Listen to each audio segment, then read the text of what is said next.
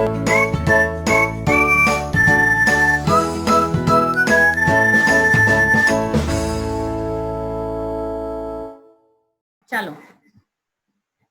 So basically हमने last lecture में embryological evidence देखा था, आई मीन रीड किया था, जिसमें हमने ये देखा था कि हर एनिमल का कहीं ना कहीं ओरिजिन सेम रहता है, इवोल्यूशन सेम रहता है।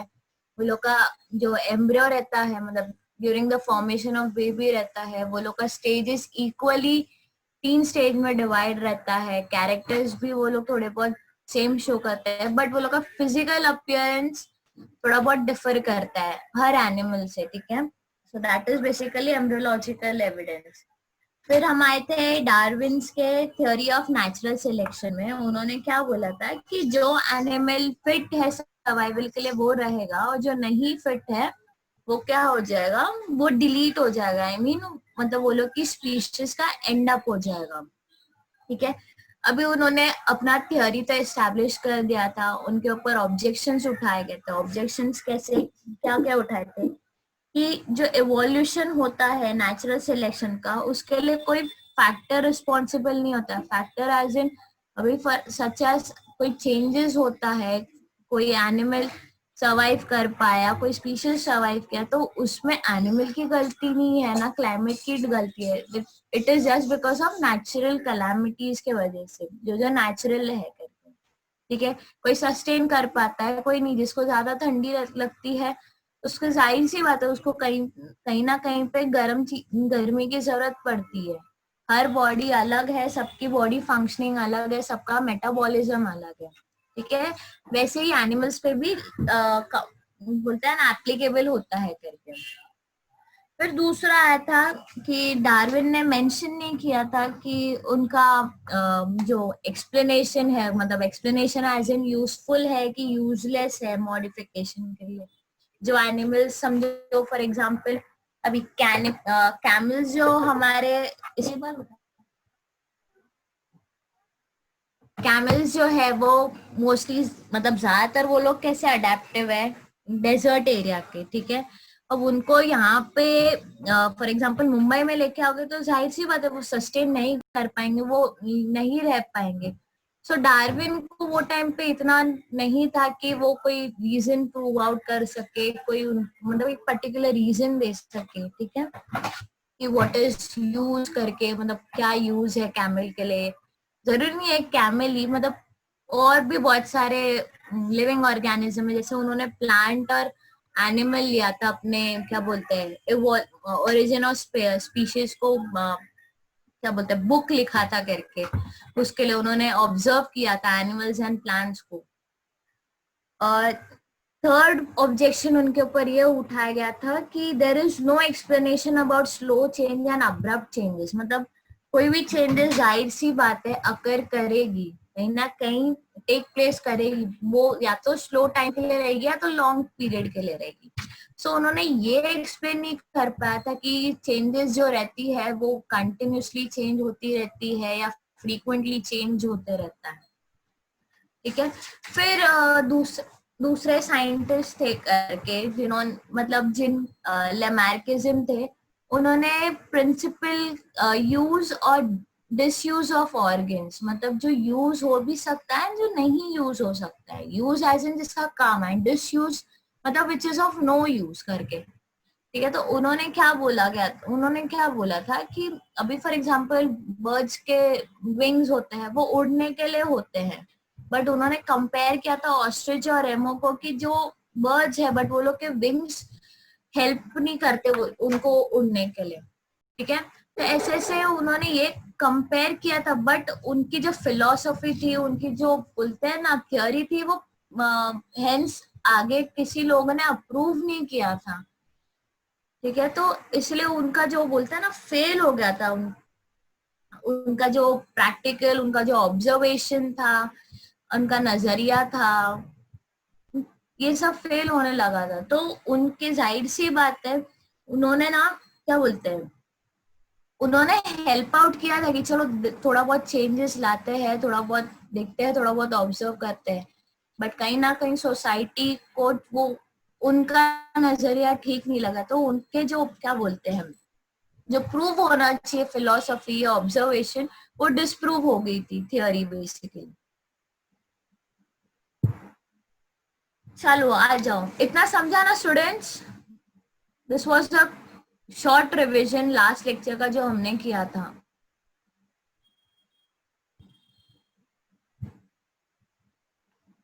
ओके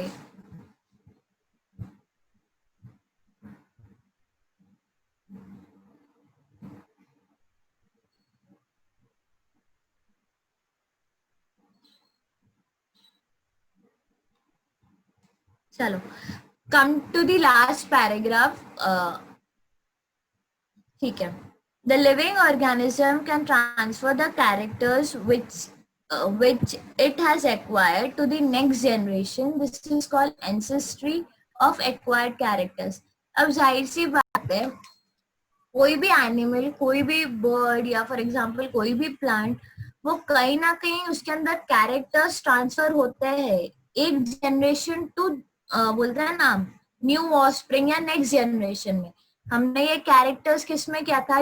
डार्विन के इसमें मंडल वाले लेसन में किया था, 9th लेसन में। वो क्या बोलते हैं, वो लोगों का जो ट्रेड्स रहता है, कैरेक्टर्स रहता है, वो डीएनए में प्रेजेंट रहता है। वो कहीं ना कहीं एक जनरेशन में या तो वो सप्रेस हो जाता है या तो डोमिनेंट हो जाता है। तो जाहिर सी बात है, कोई भी कैरेक्टर जो डोमिनेंट रहेगा वो एक्सप्रेस आउट करेगा, और जो सप्रेस रहेगा तो वो दब के रहेगा। बट कहीं ना कहीं सप्रेसिंग कैरेक्टर भी कहीं ना कहीं इन फ्यूचर ऑफस्प्रिंग में वो अकर करते ही करते हैं। ठीक है। सो इसमें क्या गया था कि living organism can transfer the character which it has acquired to the next generation. वो कहीं ना कहीं वो अपना कैरेक्टर्स वो शो आउट करेगा, या तो नेक्स्ट जनरेशन में या तो इन फ्यूचर जनरेशन में, बट वो सप्रेस नहीं करेगा लॉन्ग टर्म के लिए। ठीक है। This is called ancestry of acquired character. So this is accepted कि हाँ, ये एक्वायर्ड कैरेक्टर्स ह्यूमन बीइंग में या कोई भी लिविंग ऑर्गेनिज्म में प्रेजेंट है करके। Vishwas, there is a request from me कि नेक्स्ट टाइम से क्लास में मतलब ऑन टाइम आना, नहीं तो मैं लेक्चर में आपको लूंगी नहीं, प्लीज। हाँ,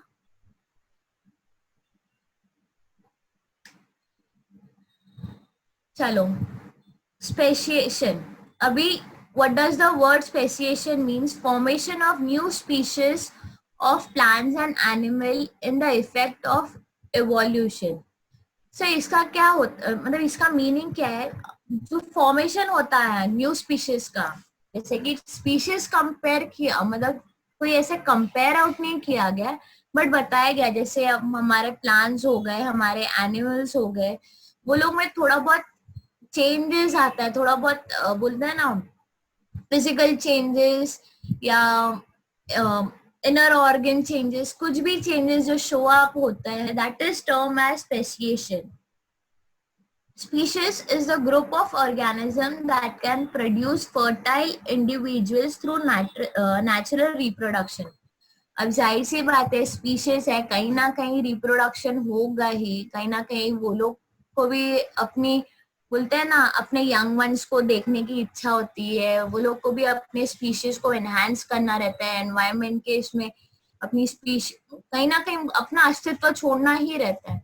सो अभी बिना रिप्रोडक्शन के इससे वो लोग अपने यंग वंस तो लाएंगे, तो कहीं ना कहीं एक फर्टाइल वे में वो लोग अपना रिप्रोडक्शन करते हैं। Fertile way age in during a sexual mode of reproduction के थ्रू, सेक्सुअल मोड ऑफ रिप्रोडक्शन होता है, जहाँ पे मेल गैमेट फ्यूज होता है फीमेल ओवा से। ठीक है। तो वही, each species grow in specific geographical condition. Her species, चाहे वो प्लांट हो चाहे वो एनिमल हो, वो कहीं ना कहीं एक particular geographical condition, that is favourable condition. Geographical conditions क्या क्या होंगी? क्लाइमेट होगी, वेदर होगा, वो एरिया का सस्टेनेबल, बोलते हैं ना, वेदर फोरकास्ट होगा। अब कैमल जो है वो डेजर्ट एरिया में रहता है, रेती रहती है, उसको गर्मी चाहिए रहती है, उसको पानी की इतनी ज्यादा जरूरत नहीं रहती है, क्योंकि उसका हम्प जो रहता है, जो पीठ पीठ पे जो रहता है ना, ऊबड़ निकला रहता है, उसके अंदर वो लोग पानी स्टोर आउट करते हैं। तो कहीं ना कहीं जो स्पीशीज होती है, वो लोग अपने, बोलते हैं ना, क्लाइमेट के हिसाब से, ज्योग्राफिकल कंडीशन के हिसाब से वो लोग अपने आप को ढाल लेते हैं, अडेप्ट हो जाते हैं। ठीक है। अभी एक एग्जाम्पल लो, क्लासेस में एसी है, कहीं ना कहीं वो एसी 20 पे रहता है, किसी को ठंडी लगती है, किसी को गर्मी लगती है, बट वो यूज टू हो जाते हो ना तुम लोग, कि नहीं 20 से बढ़ेगा तो हमें गर्मी लगेगी, 20 से कम होगा तो हमें ठंडी लगेगी, बट 20 इज फाइन, ठीक है, हम एडजस्ट कर लेंगे। ज्यादा ठंडी हो रही है तो हम 2 टाइम के लिए, मतलब बोलते हैं ना, थोड़ी देर के लिए एसी बंद कर लेते हैं, बट वो एक शॉर्ट पीरियड ऑफ टाइम के लिए हम अपना बॉडी अडेप्ट कर लेते हैं कि चलो, कि हमारे बॉडी को एक्सेप्ट करने का है कि ये क्लाइमेट के लिए फेवरेबल कंडीशन चाहिए, हमारे लिए फेवरेबल कंडीशन चाहिए। ठीक है। तो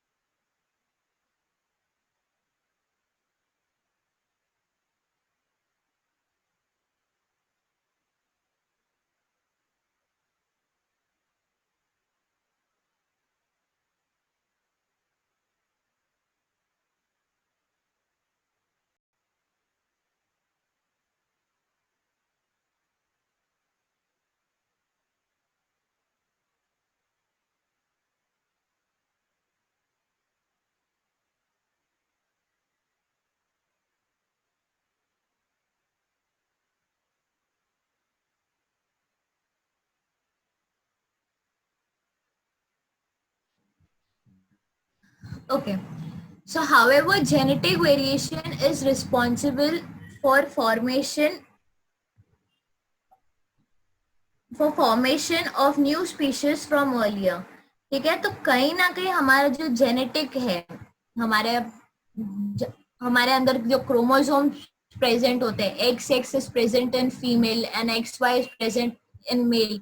सो कहीं ना कहीं ये हमारा क्रोमोसोम बहुत इम्पोर्टेंट रहता है, सो दैट हमारा जो कैरेक्टर्स है, जैसे कि male male feature show out करना, फीमेल फीचर शो आउट करना, कहीं ना कहीं जीन्स का काम करता है, क्रोमोसोम्स का काम करता है। सो बेसिकली हमें हमारे क्रोमोसोम कहाँ से मिलते हैं, हमारा जो बोलते हैं ना, autosomes and sex chromosome is basically derived from our parents, क्योंकि पेरेंट्स से ही ऑफस्प्रिंग बनते हैं, पेरेंट्स से ही इवोल्यूशन, पेरेंट्स से ही हमारा बर्थ होता है, हम चिल्ड्रंस बॉर्न आउट होते हैं। सो एक सेल टेक प्लेस करता है, ठीक है। अब besides geographical and reproductive changes are also responsible, कहीं ना कहीं कोई जोग्राफिकल कंडीशन के हिसाब से सरवाइव कर पाता है, कहीं कोई कोई नहीं कर पाता है। अब इन लेमैन लैंग्वेज में बोले कि जो सरवाइव कर पाया, समझो अगर कोई लेडी प्रेग्नेंट है, वो अगर उसका बच्चा सरवाइव कर पाया तो ठीक है, वो full term pregnancy lead on करती है। अगर किसका 2-3 मंथ में बोलते हैं ना मिसकैरेज हो गया, तो क्या बोलते हैं, अरे उसका मिसकैरेज होगा, क्यों? कहीं ना कहीं उसने ध्यान नहीं दिया रहता है, या कहीं ना कहीं genetic way roll on play करता है। सो यू नेवर नो कि कौन सा बोलते हैं ना कौन सा चीज कब अकर करेगा, चाहे वो ह्यूमन में हो चाहे वो एनिमल में हो। Similarly, geographical और reproductive isolation also leads to speciation. कहीं ना कहीं अगर बर्थ लेना है या इन फ्यूचर ऑफस्प्रिंग देखनी है न्यू स्पीशीज का, चाहे वो एनिमल हो चाहे प्लांट हो, वो लोग को ना दो चीज का ध्यान देना पड़ेगा, जैसे कि geographical isolation and reproductive isolation. ध्यान देने बोलते हैं ना, चाहे वो फीमेल हो चाहे वो कोई एनिमल नहीं। इधर अभी कोई पेट लिए रहता है तो उसका पेट का बहुत ध्यान रखता है कि नहीं वो अभी कंसीव कर रही है, तो उसको कहीं आने जाने नहीं देते, उसको अवॉइड करते हैं, घर पे आराम करने बैठ बोलते हैं। वही हमारे मतलब फीमेल्स के साथ भी होता है, मतलब स्टार्टिंग मंथ के इसमें ज्यादा प्रिकॉशंस लेने पड़ते हैं, क्योंकि एग को फर्टाइल होने में टाइम लगता है करके, बच्चा भी अभी तक बॉर्न नहीं हुआ रहता है। तो कहीं ना कहीं एक बोलते हैं ना, एक सेफ्टी मेजर्स करते हैं कि नहीं ये मत करो वो मत करो। तो वैसे एनिमल्स के इसमें भी होता है, कहीं ना कहीं वो लोग अगर अपना स्पीशीज या कुछ करना पड़ता है तो एक शॉर्ट टाइम के लिए वो लोग थोड़ा बहुत प्रिकॉशन लेते हैं जोग्राफिकल और रिप्रोडक्टिव आइसोलेशन के लिए।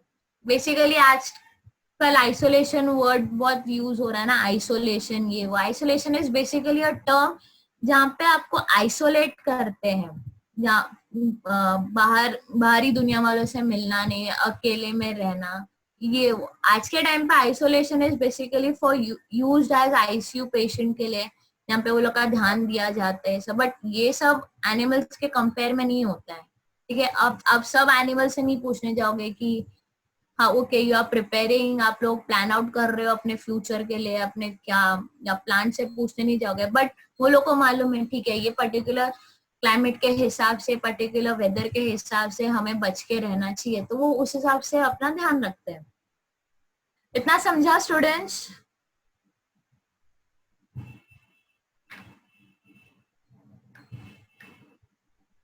ओके अभी हमारा लास्ट टॉपिक है human evolution. The biodiversity that is known today has been said to be formed from very simple unicellular organism due to evolution. अभी जो हमारा ह्यूमन एवोल्यूशन, अब एनिमल का एवोल्यूशन देख लिया, उसमें भी बहुत सारे बोलते हैं ना, पहले पैलेंटोलॉजिकल एविडेंस देख लिया आप लोग ने, मॉर्फोलॉजिकल एविडेंस देख लिया, एनाटॉमिकल एविडेंस देख लिया। सो कहीं ना कहीं ये सब एनिमल्स के, प्लांट्स के देख लिए, ठीक है। अब आते हैं ह्यूमन का एवोल्यूशन कैसे हुआ, ह्यूमन कैसे बने। There might be some changes, stages, ये सब में बोलते हैं ना टेक प्लेस हुआ रहेगा। ऐसा तो नहीं हो रहेगा अरे कल तक बंदर था आज इंसान हो गया। कहीं ना कहीं हर बॉडी डिफॉर्म हुई रहेगी, हर बॉडी पार्ट का स्ट्रक्चर बदला होगा, उसका फंक्शनिंग बदला होगा, ठीक है। तो वही पढ़ते चलो। The biodiversity that is known today has been said to be formed from very simple unicellular organism due to evolution, ठीक है। तो हमारा जो biodiversity is basically a surrounding, अब basically a ecosystem that consist of biotic and abiotic components. वो कहाँ से evolve हुआ है? एक single cell, unicellular organism is nothing but a single cell. हमने देखा था कि हमारा पहला, बोलता है ना, पहला ओरिजिन कहाँ से आया था? पानी में आया था, ठीक है। हमारा फर्स्ट इवोल्यूशन, हमारा फर्स्ट पहला, बोलते हैं ना, अमीबा, अमीबा था करके, ठीक है। फिर जैसे जैसे धीरे धीरे चेंजेस आउट हुए, in this evolution, origin of human evolution can be shown as per the picture given below. Diagram दिख रहा है अभी सबको?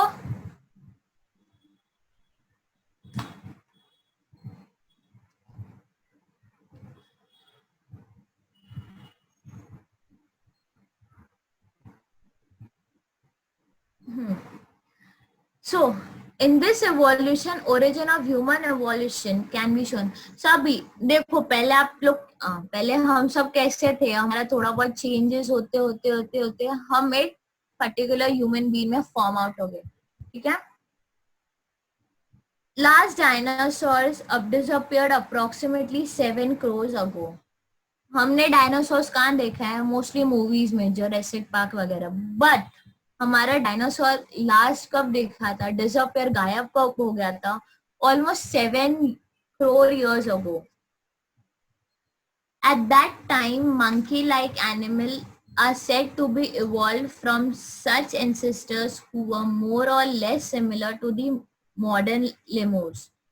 ठीक है, वो टाइम पे हम बोलते हैं ना monkey like animals, that is nothing but we only, but हम लोग वो टाइम पे एज अ मंकी डिफाइन किए जाते थे, are said to be evolved from such ancestors who were more or less similar to modern lemurs. कहीं ना कहीं वो लोग के जो एंसेस्टर्स थे, वो लोग के जो पूर्वज थे, वो किसके जैसे कंपेयर किए जाते थे? मंकी से, आज के जो इंसान है करके, ठीक है। Tail of these monkey like animals of Africa is said to be disappeared about 4 crore years ago. जो मंकी का जो टेल था वो कब डिसअपियर हो गया? 4 crore years ago, मतलब 4 करोड़ साल पहले ही जो टेल था वो गायब हो चुका था। They developed due to the enlargement in brain. Their hands were also improved and thus ape-like animals were evolved. अभी ये लोग में डेवलपमेंट कैसे कैसे आई? ये लोग का जो सिर था, ब्रेन था, एनलार्ज हो गया था, थोड़ा बड़ा हो गया था, हाथ भी बड़े हो गए थे, ठीक है। फिर अब जाहिर सी बात है, ब्रेन बड़ा होगा तो कहीं ना कहीं ब्रेन के नर्व सेल्स, न्यूरॉन्स वगैरह भी फंक्शनिंग करेंगे, कमांड करेंगे। पहले इतना नॉलेज नहीं रहता। आप जितना अभी जिसके जिसके घर पे पेट रहेगा, आप अपने पेट को जैसे ट्रेन करोगे वो उस हिसाब से वैसे करेगा।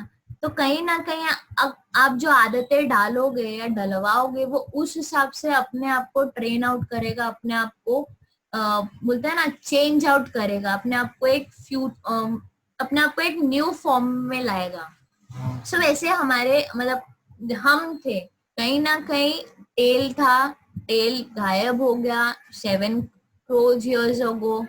फिर टेल गायब होने के बाद ब्रेन का फॉर्मेशन हुआ, ब्रेन का एनलार्जमेंट हुआ, हैंड्स में थोड़े बहुत फर्क लगने लगे। फिर आ जाओ अभी। Meanwhile, these ape-like animals reached the South and Northeast Asia and finally evolved into gibbon and orangutan. ठीक है, अब धीरे धीरे क्या बोलते हैं, हमारे जो एप्स थे, हमारे जो बोलते हैं ना मंकी अपियरिंग लाइक जो ह्यूमन बीइंग थे, वो कैसे कैसे साउथ साइड से north east side of Asia में आने लगे। फिर धीरे धीरे वहां पे वो लोग का एवोल्यूशन हुआ। एवोल्यूशन मतलब अलग अलग फेज होता है, तो इसमें टर्न आउट हुए वो लोग gibbon and orangutan. These are terms, ठीक है, these are terms as of human में एवोल्यूशन होना करके। Remaining ape-like animals stayed in Africa, and from them gorilla and chimpanzee evolved about 2.5 crores ago. कहीं धीरे धीरे जो एनिमल्स थे वो कैसे अफ्रीका में रुकने लगे, और जो थोड़े बहुत बोलते हैं ना जो चेंज आउट होने लगे वो गोरिल्ला और चिंपैंजी में। आप अफ्रीकन लोगों को देखोगे तो थोड़े बहुत ऐसे सिमिलर, ऐसे मंकी के जैसे दिखते हैं। आप मंकी का टर्म आउट नहीं दे सकते हो, बट कहीं ना कहीं वो लोग के हाव भाव मंकीज की तरह ही दिखते हैं, है ना कि नहीं?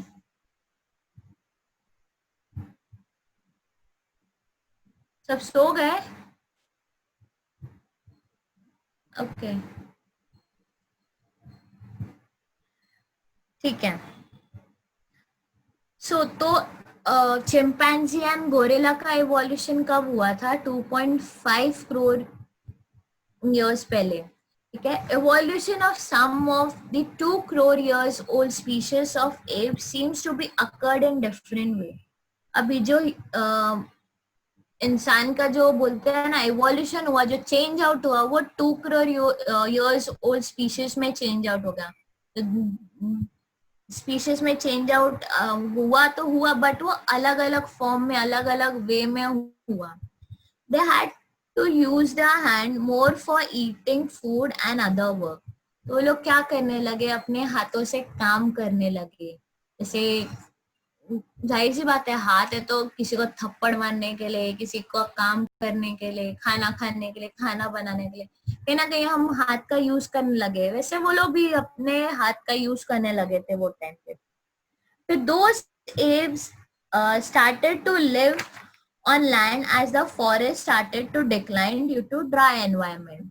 अब जाहिर सी बात है, जैसे जैसे चेंजेस आने लगी, अब इंसान में चेंजेस थोड़ी ना आएगी, कहीं ना कहीं इंसान में चेंजेस आएगी तो ओवरऑल सराउंडिंग में चेंजेस भी आएंगी। कहीं ना कहीं लोगों के नीड्स बढ़ते हैं, लोगों की थिंकिंग बढ़ती है, लोगों की एबिलिटी बढ़ती है, ठीक है। सो कहीं बोलता है ना बेसिक रूल ऑफ सर्वाइवल क्या है? Food, clothing and shelter. वो लोग को इतना नॉलेज नहीं था, बट जैसे जैसे वो लोग का एवोल्यूशन हुआ, वो लोग को पता चला क्या खाना सही है, क्या गलत है, ठीक है। तो वो लोग के लिए खाना, फूड हो गया, क्लोथिंग, कपड़े पहनना नहीं जानते थे, धीरे धीरे वो लोग ने वो भी आदतें डाली कपड़े पहनने की, अपने बॉडी को कवर आउट करने की, क्योंकि कपड़े नहीं पहने जाहिर सी बात है डायरेक्ट सन रेज से वो लोग अफेक्ट होंगे। तो कहीं ना कहीं वो लोग अपने आप को प्रोटेक्ट करने के लिए लीव्स का यूज करते थे। लीव्स के यूज के बाद फिर थोड़ा बहुत चेंजेस आते आते, जैसे जैसे ये लोग का ब्रेन डेवलप होते गया, वैसे वैसे ये लोग के बोलते हैं ना रहने के तौर तरीके भी बदलने लगे। अब शेल्टर, जाहिर सी बात है, घर सब लोग को घर रहने के लिए बोलते हैं ना छत चाहिए, एक सपोर्ट चाहिए, एक सेफ्टी चाहिए, तो ये लोग अपना घर बनाने लगे। सो कहीं ना कहीं फूड, क्लोथिंग एंड शेल्टर ये बहुत पहले से ही डिफाइन हो गया अपने सर्वाइवल के लिए, ठीक है। अब those apes started to live on land as the forest started to decline due to dry environment। अभी एप्स हमारे कैसे कम होते गए, जैसे जैसे ड्राई एनवायरनमेंट में चेंजेस आने लगा।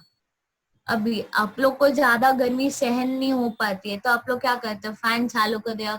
बंदर लोग ज्यादा गर्मी, एनिमल्स लोग को ज्यादा गर्मी नहीं सहन कर पाते तो लोग क्या करेंगे, या तो पानी की छींटे लेंगे, या तो पानी में करते रहेंगे अपने आप को चिल आउट रखने के लिए, अपने आप को कूल आउट करने के लिए, ठीक है।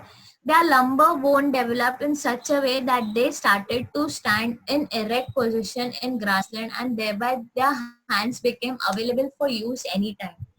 अब हमारे जो वर्टिब्रेज है, जैसे हमारे स्पाइनल कॉर्ड्स है, वो इरेक्ट हो गए वो लोग के। पहले बेंड थे, बेंड बंदरों में पाए जाते थे, जैसे जैसे लोग चेंज आउट होने लगे, इवॉल्व होने लगे अपना।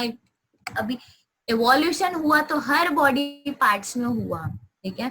तो जहाँ पे हमारा स्पाइनल कॉर्ड पे इवोल्यूशन हुआ तो ये लोग थोड़े बहुत स्ट्रेट होने लगे, स्ट्रेट होने लगे तो ये लोग अपना बोलते हैं ना पोस्चर मेंटेन करने लगे। इरेक्ट मतलब एक सीधे पर्टिकुलर स्ट्रेट पोस्चर मेंटेन करने लगे। फिर वो लोग का हाथ तो था मूवमेंट्स में, वो कहीं ना कहीं कुछ ना कुछ काम करते रहते थे। These first human-like animal with erect posture, which were using their hands, have evolved about 2 crore years ago. अभी हमारा हाथ का मूवमेंट हम कब करने लगे थे?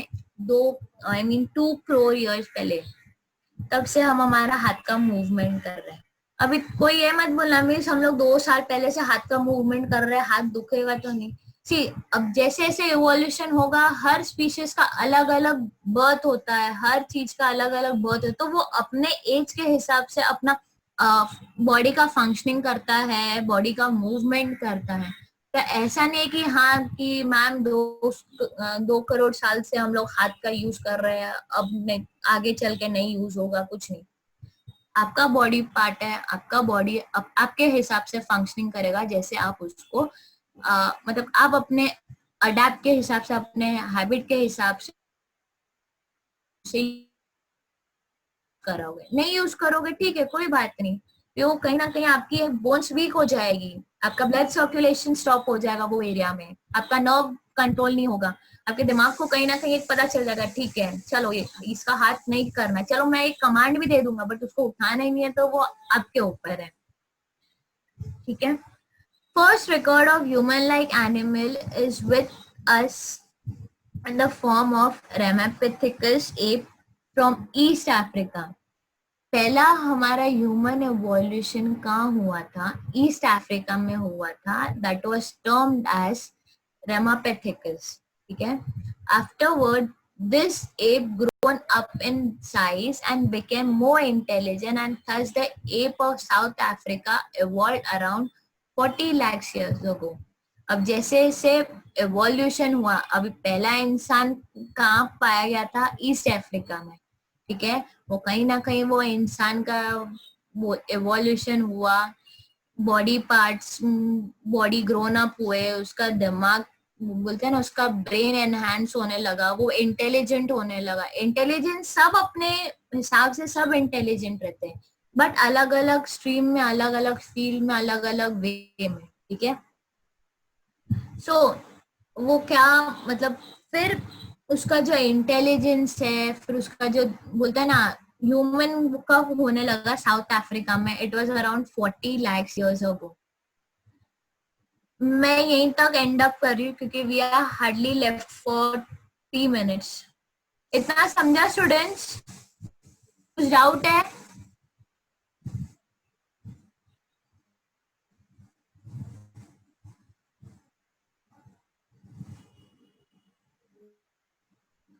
क्या क्लास में एक ही जन प्रेजेंट है क्या? ओके.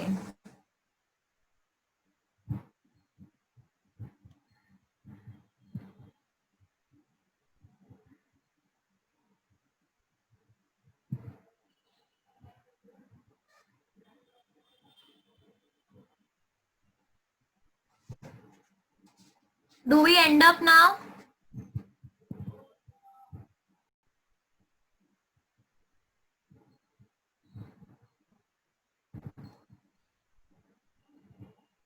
क्या हुआ खुशी, कुछ डाउट है?